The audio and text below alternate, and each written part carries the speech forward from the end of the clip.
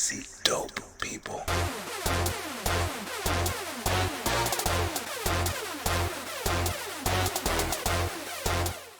Welcome back to another episode of Dope People. I am your host, Hayden Green, Brooklyn's favorite Polymath, and we are in season 2. For those of you who didn't catch season 1, go back and listen to those episodes. But in case you're wondering, what's this dope that he keeps on talking about? Dope is a throwback term, something that you think is interesting, something that you think that's amazing. And I know a bunch of dope people, and I wanted to get you to know a bunch of dope people as well. Today, we have a really interesting brother, somebody that I used to work with back at Manhattan College, now university, and he is the founding director, and he'll correct me about this title, but he is the founding director of the entrepreneurial program at Manhattan University. Put your hands together for Mr. Winston Peters. Winston, how are you doing, brother? Thank you, Hayden. Thank you, and you did get it right. Yeah, I'm doing well, feeling blessed. Great to be here with you as well.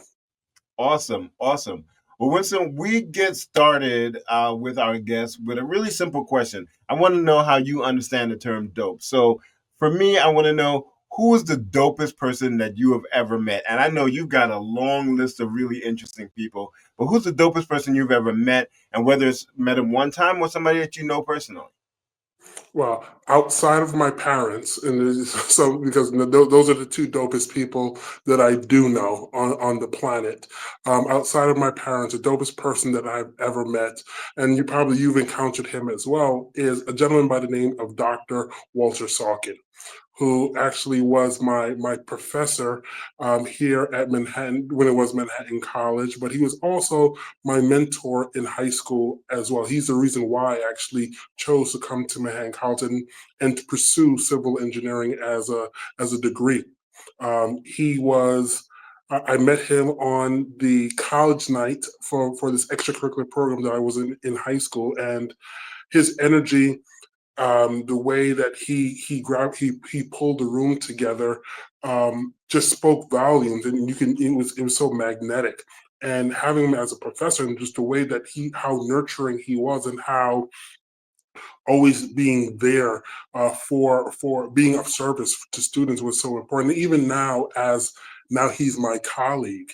He still is that same person from, I won't say how many years ago, but for a number of years ago, he's still that same person when I was a freshman in college. It's really lovely to find a professor, an instructor, a mentor who is authentic through and through, right? I have a mentor that his name is Carl Ailman, and Carl has been the same person from when I was a student to when I was a colleague of his, because I went into the same field, and a lot of the times I went into the field because of the image that Carl put out there. So there's something to be said to, like, when you do actually meet your heroes. We just had a whole conversation, my wife and I, about not meeting your heroes. But when you do actually start to transition to the point where you and your mentor or your professors are in the same field, and you realize, wow, they're the same person as a colleague as they were as somebody who was guiding my path. So that's a wonderful thing. Yeah, he's an amazing gentleman, and just he's the like there wouldn't be a Professor Peters if it wasn't for Dr. Salkin. So let's talk a little bit about Professor Peters, because that's the thing that is dope to me about you. So, I, again, like I said, we met while we at Manhattan College. I don't remember what the meet cute was, what it was, but I I remember looking at you and being like, "That's an intimidating brother," right? So, you're a big guy, and you have an intimidating stature about you. You are also, once you get to know you, a heavy hitter in the world of entrepreneurs in terms of business and just in terms of knowing really important people. That said, you have an approachability about you that I think is something that, if you're not teaching, you should be considering that that's the thing that it really, people will learn the most from you. right? Um, your students love you. Your students always feel like they can come to you and ask questions. The Entrepreneurial Institute is really thriving because you can ask people, and this is the students and your presenters alike, to do things for free and sometimes way under cost that nobody else can ask.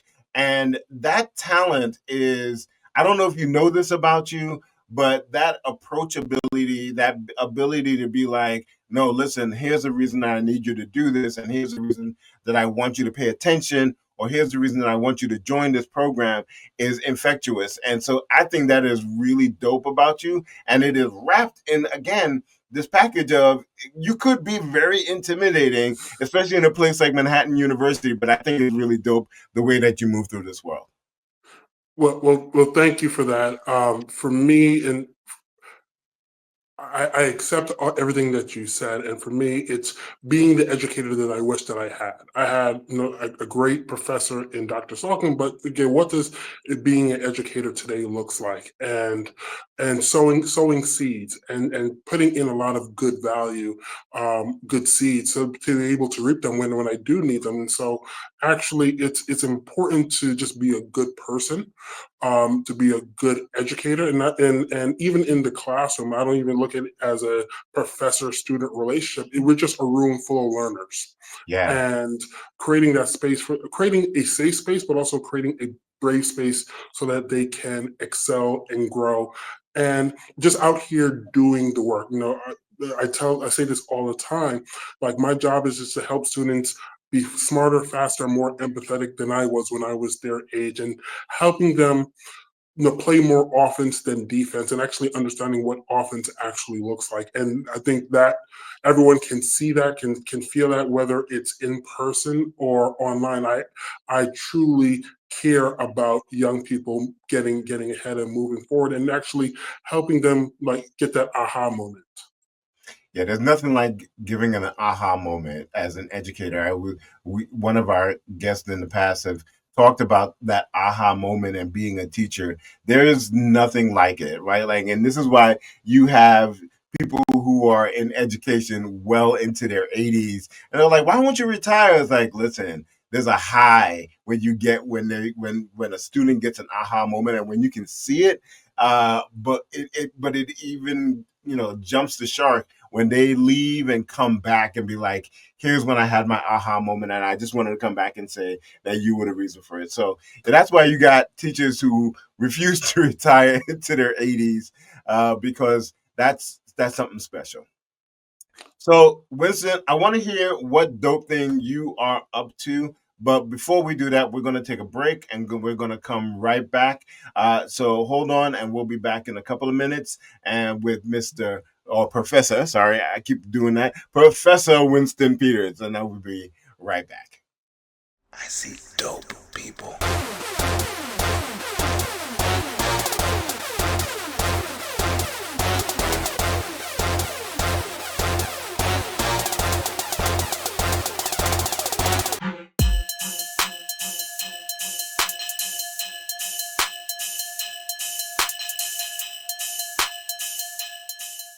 And we are back with Dope People, and today's guest is Professor Winston Peters. And Winston, how are you doing? We good so far? We're doing good. You make this very easy.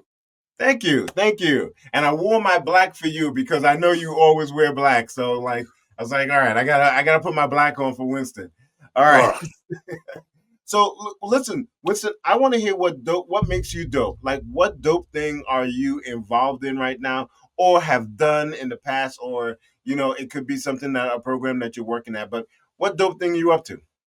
well, the dope thing that I'm up to and that I'm living by is, how can I be of service to the next generation, as much as possible, from college students to high school students to middle school students as well. Just helping them, um, really get out of their own way, and see opportunity, and see someone that looks like them as well. I think, short story is, one of my students who was a senior came up to me a couple of years ago and said that, I was his first Black male teacher since elementary school. and I couldn't even compute what that meant. Like, when you're a senior in college and you haven't seen a black male teacher in front of the classroom since elementary school, so like, you know what, I have to be here, and um, just to be an example for students to see. And so I would say one of the dope things that I'm doing right now is just being of service to young people as much as I can. So next week I'm doing a workshop for some interns for this school construction authority, just helping them, giving them an insight into entrepreneurship. Right before that, which is on, I'm speaking to middle school students who are presenting their startup pitch as well. So again, how can I be of service to students who inspire, help them move faster, smarter, and more empathetic, and show them that people actually care about them doing well and being smart. That's dope. And just to circle back to the whole black male teacher, I, you know, and this is probably going to get this whole episode canceled.